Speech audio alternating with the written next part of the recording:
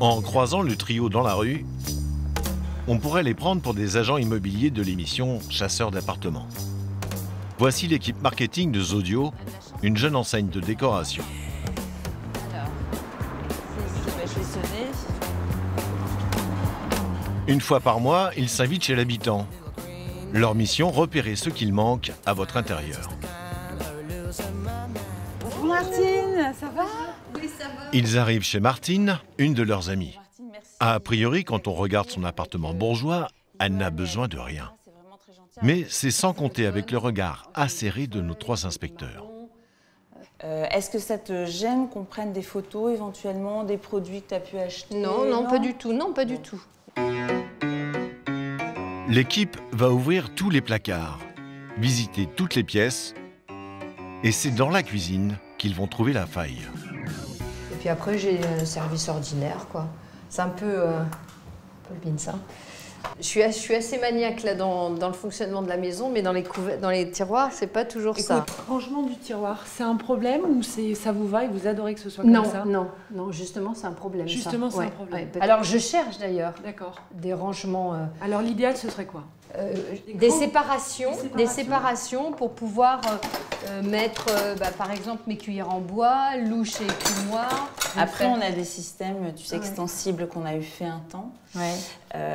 Et là, mais ils étaient en dressing dans le rangement du tiroir, plutôt en dressing. Et c'est, tu vois, il y a peut-être un truc à faire, tu vois, tu viens de nous donner une idée de produits à rebasculer éventuellement ou avoir en double implantation en cuisine. Ouais, c'est vrai que Et un là, rangement. c'est pas très... C'est en partant de problèmes bien concrets comme celui de Martine que l'enseigne va devancer les attentes des clients et sélectionner les produits qu'elle vend en boutique. Le plus emblématique, c'est le rangement des chaussures. À chaque fois qu'on est dans les maisons, on leur demandait c'est quoi votre plus grand problème dans la maison. C'était le rangement des chaussures. Donc c'était évident, nous, que Zodio, on allait avoir un rayon qui allait répondre à cette problématique.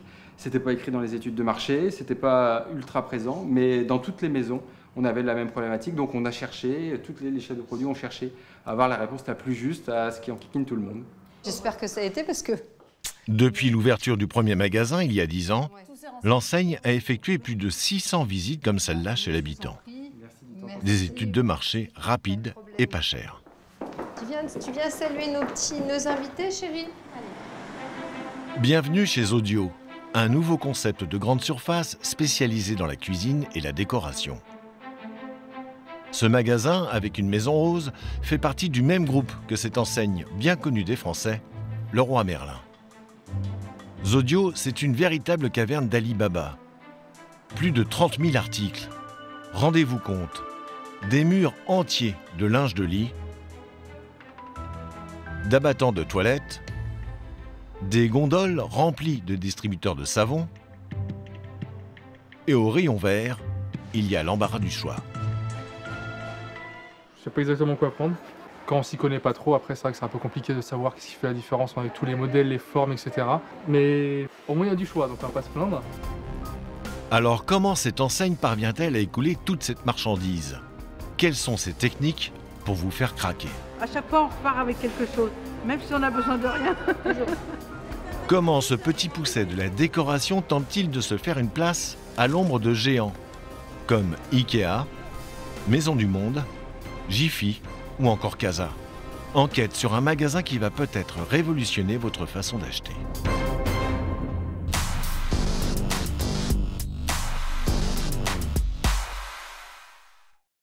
Quand vous pénétrez dans un magasin Zodio, vous n'avez pas l'impression d'entrer dans une grande surface.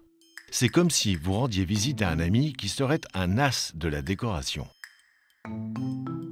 Une maison entièrement reconstituée sur 200 mètres carrés.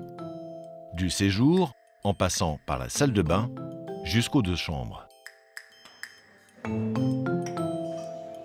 Ici, l'hôtesse s'appelle Vanessa. C'est la chef déco du magasin. Elle est en train de dresser la table comme si elle recevait des invités.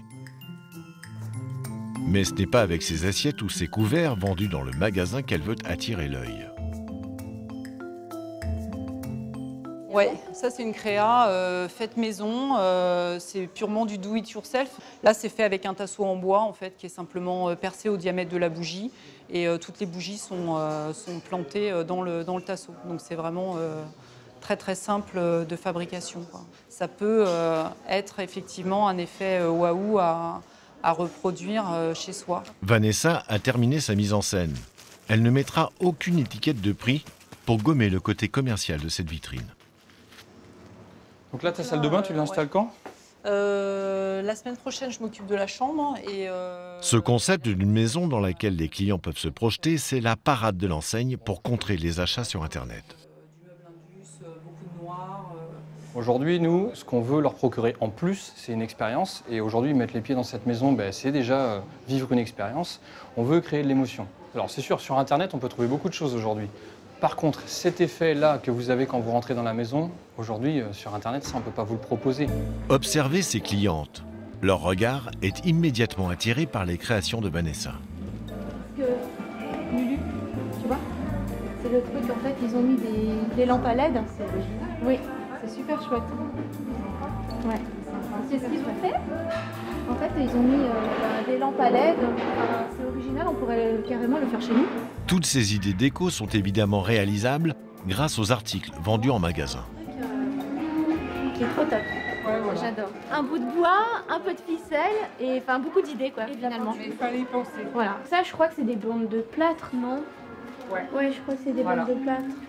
Donc, toujours le petit système là, des LED, c'est super original quoi. C'est pas... Vous venez chercher des articles ou des idées dans ce magasin? Des idées. Un peu des deux. Si on voit qu'on peut faire les idées. L'inspiration. Voilà, c'est ça.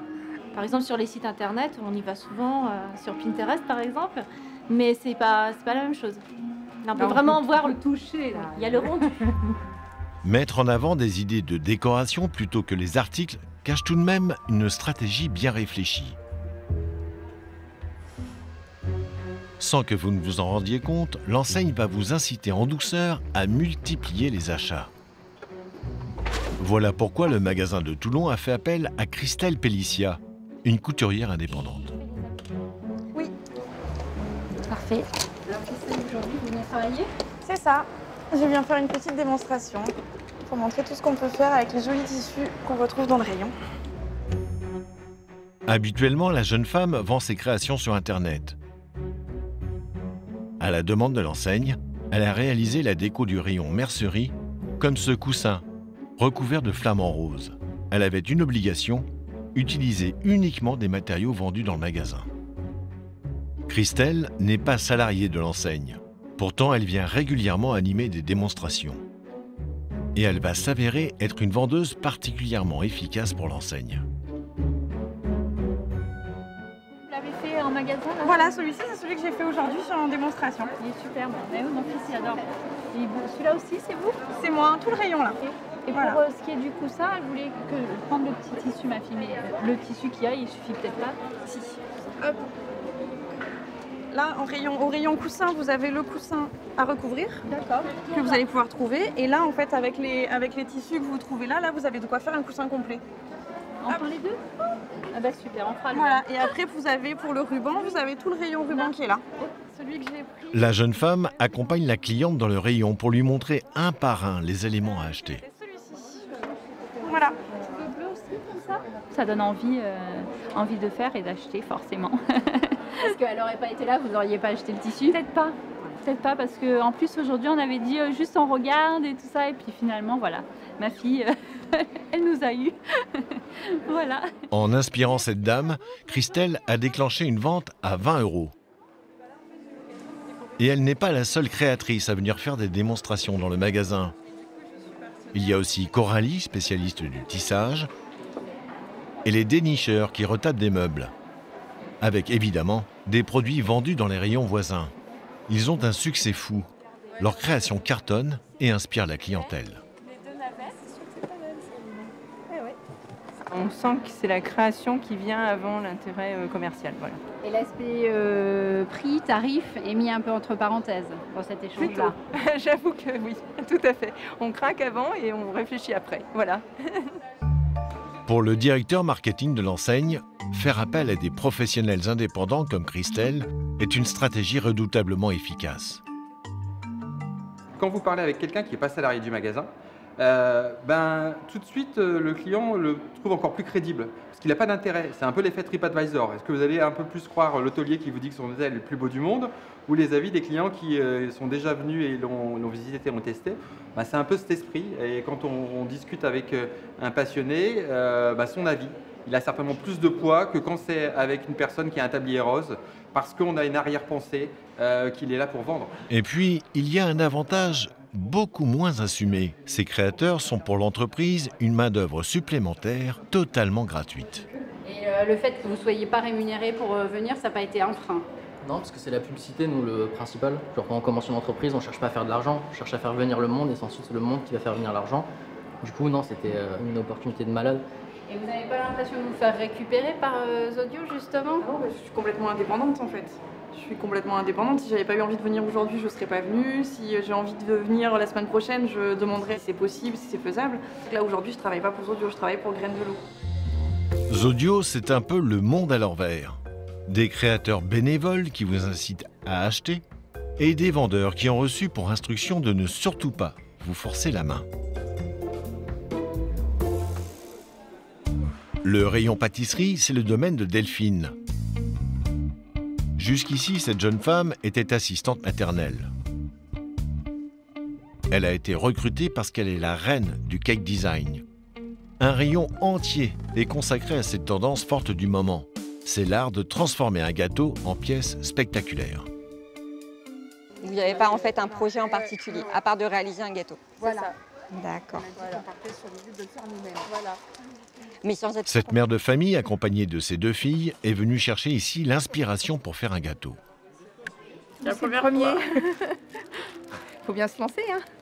Et vous savez ce qu'il faut, dans quoi il faut investir, tout ça? Non, pas du tout. C'est pour ça qu'on vient là pour voir. Voilà. Donc voilà, on vient un peu regarder et puis et après on se lancera. Hein. La vendeuse va leur proposer de s'inspirer de cette pièce montée recouverte de pâte à sucre. Le genre de pièce qui demande pas mal de matériel. A priori, la cliente a le profil idéal pour remplir un caddie. Et pourtant, Delphine va tout faire pour alléger la facture. Après, pour la déco, y a pas de... vous pouvez marier tout ce que vous voulez. On a des petites décos un petit peu sympas, comme des fleurs en sucre que vous pouvez mettre sur le contour. Les clientes pensaient créer des décorations elles-mêmes et investir dans des moules spéciaux. Mais Delphine va les en dissuader. Trop compliqué pour des débutantes. Elle leur conseille de prendre des décorations toutes faites et moins chères. Donc vous avez tout ce qui est dentelle, qui sont assez sympas. Et vous avez juste à poser sur le côté. Oui. Maman, on prend ça. Merci. Mais vous ne regardez pas le prix, vous prenez directement l'objet? C'est pour ses 18 ans. Ouais, donc alors voilà. Voilà. On n'a pas 18 ans tous les jours. Hein. Les clientes se sentent en confiance. Elles s'en remettent totalement à la vendeuse pour effectuer leurs achats. Vous pouvez tomber sur des gens qui ne connaissent pas ce qu'ils vendent. Hein. Ça peut arriver. Hein. Mais là, on voit bien qu'elle connaît. Donc voilà, ça nous aiguille bien. Et il nous faut aussi le tapis. On va retourner là où on était. Au total, avec ses clientes, Delphine aura fait une vente à 35 €, alors qu'elle aurait sans doute pu faire grimper le panier à 50. Voilà. Écoutez, merci beaucoup. Je vous en prie, bonne réalisation. Une technique de vente savamment élaborée, car dans cette enseigne, mieux vaut un client qui achète peu, mais qui revienne souvent. J'aurais pu lui rajouter plein de choses, mais ce n'était pas mon but. Dans le cake design, il faut plein de matériel en plus, et elle n'en avait pas spécialement besoin. Des fois, quand on en donne trop, après, en fait, les clients, ils ont peur et ils n'ont pas envie de se lancer. Moi, je veux qu'elle revienne, qu'elle ait confiance en nous par rapport à nos conseils et qu'elle puisse se dire, on ne me force pas et je suis ravie de retourner, même pour rien. Fidéliser ses clients avec, en apparence, des méthodes de vente douce, tout cela paraît merveilleux. Mais en réalité, pour engranger les ventes, les employés doivent donner de leur personne, comme vous ne pouvez même pas l'imaginer. Nous avons été autorisés à filmer une séance de formation des vendeurs de chez Zodio. À peine embauchés, ils vont recevoir un cadeau. Un cadeau loin d'être désintéressé. Très bien, et toi? Oui, ça va. C'est cette femme qui est chargée de le distribuer aux nouvelles recrues.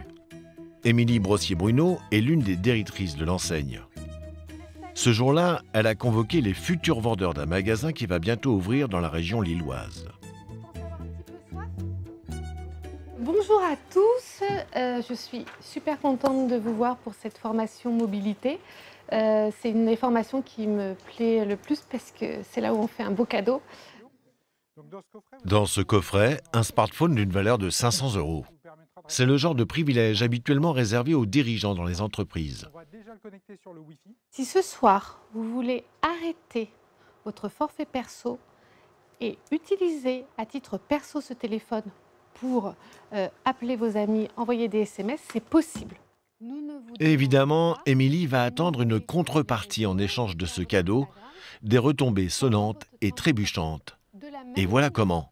D'abord, le téléphone doit permettre de créer une vraie relation de complicité avec le client.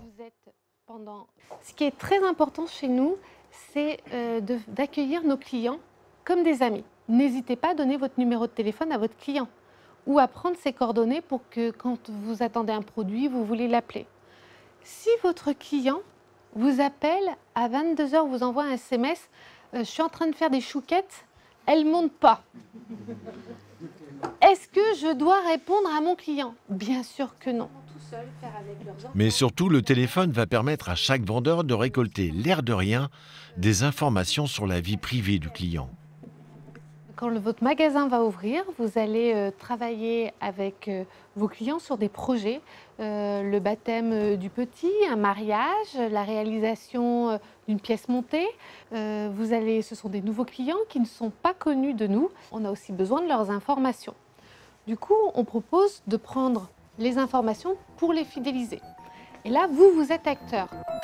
En clair, directement sur son portable, le vendeur pourra créer une carte de fidélité sur laquelle il indiquera les précieux renseignements. La case la plus importante pour l'enseigne, c'est celle des passions du client, symbolisée par des pictogrammes. Les couverts, c'est la cuisine, le nounours pour les enfants et la baignoire pour la salle de bain. Des informations essentielles pour qu'Émilie puisse envoyer des publicités ciblées en fonction des centres d'intérêt de chaque client. Vous êtes passionné de mercerie autour du fil, mais vous détestez la cuisine, je ne vais pas vous envoyer des recettes. Mais moi, je ne peux pas le savoir, c'est à vous d'aller chercher l'information. C'est très important parce que ce programme de fidélité génère de la visite supplémentaire. Le fichier client représente à peu près 2/3 du chiffre d'affaires de votre magasin. Donc si simplement sur ces 2/3 de chiffre d'affaires, vous arrivez à les faire venir une fois de plus, vous imaginez comment ça va être aussi utile pour votre business. Un très grand merci, je vous souhaite une très belle ouverture. En permettant à ses salariés d'utiliser leur smartphone chez eux, l'enseigne rend la frontière entre la vie professionnelle et la vie privée un peu plus perméable.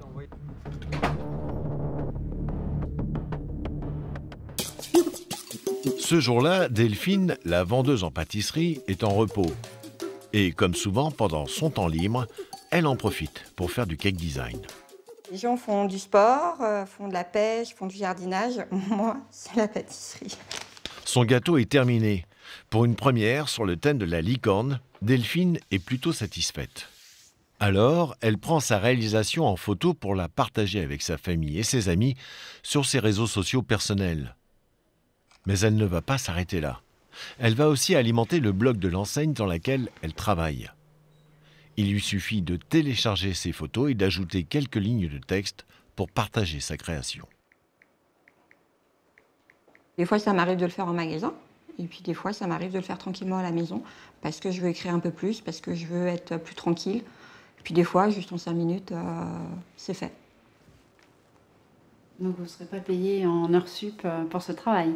Non, mais vu que c'est pas un travail pour moi de poster une petite réalisation, donc en plus là c'est plus sur quelque chose de personnel, ma réalisation. Je peux le faire en 5 minutes, c'est pas ça qui va changer beaucoup de choses. Dans son contrat de travail, rien ne l'oblige en effet à alimenter les réseaux sociaux, mais cela fait partie du jeu quand on est embauché chez Audio. Il faut quand même en poster, je dirais, peut-être une par semaine ou une fois par mois. S'il n'y avait pas assez, si vous n'alimentiez pas assez, vous pensez qu'on pourrait vous le reprocher? Non, on ne nous le reproche pas. Après, on nous conseille de poster, mais ce n'est pas une obligation. Il y a des personnes qui sont à l'aise avec, il y a des personnes qui ne le sont pas. En réalité, qu'ils soient chez eux ou en magasin, les employés ont une mission prioritaire, aller chercher les clients un par un, tous les jours, et idéalement 24 heures sur 24. J'ai trop hâte de voir comment il est à l'intérieur. Preuve en est cette scène que nous avons tournée dans ce magasin de la banlieue parisienne. Ce matin-là, les allées sont désertes. Les vendeuses s'ennuieraient presque. Et pourtant, grâce à leur téléphone, elles vont battre le rappel de la clientèle. Sana, je voulais faire un petit Facebook Live pour dire à nos clients qu'on a changé les ambiances déco en salle de, les ambiances salle de bain dans le magasin. Sur laquelle on commence? On va en faire une, je pense. New York? Allez, New York. Alice, la chef de rayon, va tourner une vidéo qui sera diffusée en direct sur Facebook. Tu l'as terminé. Donc tu prends 2-3 produits, je te filme et puis je vais te poser des questions, t'as qu'à me suivre, tu réponds. Normal quoi, naturel comme d'habitude. Ça marche? C'est bon? Ouais, c'est bon. Alors Sana, qu'est-ce que tu fais? En fait, j'ai refait toutes nos ambiances de la salle de bain. Génial. Sana, la vendeuse, joue d'abord le côté coulisses, puis bascule dans un registre un peu plus commercial. Il y a pas mal de nouveaux petits produits, comme ces petits savons-là. Donc une petite lotion pour le corps, qui sent hyper bon. Donc n'hésitez pas à venir en magasin pour le tester, pour le sentir, parce que ça vaut le détour. Super. Bah écoute, on se retrouve plus tard pour les autres ambiances salle de bain. Tout à fait. Allez, à plus Sana. À bientôt. Publié. Et voilà, si, c'est bon. La chef de rayon partage la vidéo sur la page Facebook du magasin qui compte 4589 abonnés. Et puis, elle l'envoie aux 285 abonnés de sa propre page professionnelle sur Facebook. Et la vendeuse aux 116 abonnés du compte Instagram qu'elle a créé à son embauche. En un simple clic, la vidéo a été envoyée à 5000 clients. Alors, il y a déjà 11 vues. Au bout de combien de temps? Ça fait 3 minutes qu'on l'a posté. 20 vues, 1 j'aime. Il y en avait 11 il y a 5 secondes. Bon, il y en a 20. 20 vues, 1 j'aime. Donc on va voir ce que ça donne. Après, le but, c'est pas forcément d'avoir un record de vues, etc. Nous, ce qui nous ferait plaisir, même s'il n'y a que 20 vues, que ça s'arrête là, c'est qu'il y ait un client qui vienne et qui nous dise « J'ai vu sur Facebook que vous proposiez de tester le produit, ça m'intéresse. » Voilà. À partir de là, on a réussi le pari. À la fin de la journée, la vidéo aura été vue par près de 5000 personnes. Alors, cette façon de vendre sans en avoir l'air est-elle vraiment l'avenir du commerce? Les vendeurs sont-ils vraiment les amis des clients? En tout cas, chez Audio, quand les directeurs se réunissent, en apparence, cela ressemble à une réunion entre amis autour d'un barbecue. Faut que j'y arrive. Est-ce que je peux avoir quelqu'un pour m'aider à faire la Ce jour-là, c'est Johan Desjardins, le directeur marketing, qui reçoit. Alors, ça fait quoi de recevoir chez soi? Aussi ses boss, tout ça? Bon, c'est pas désagréable, c'est finalement un peu à l'image de ce qu'on est. C'est-à-dire qu'on est une équipe qui s'entend bien. Et donc, moi, je reçois aujourd'hui comme je reçois mes amis à la maison. Et en plus, c'est agréable, ça nous permet aussi d'avoir des liens différents. Cette jeune enseigne de décoration a bien l'intention de tailler des croupières à ses rivaux.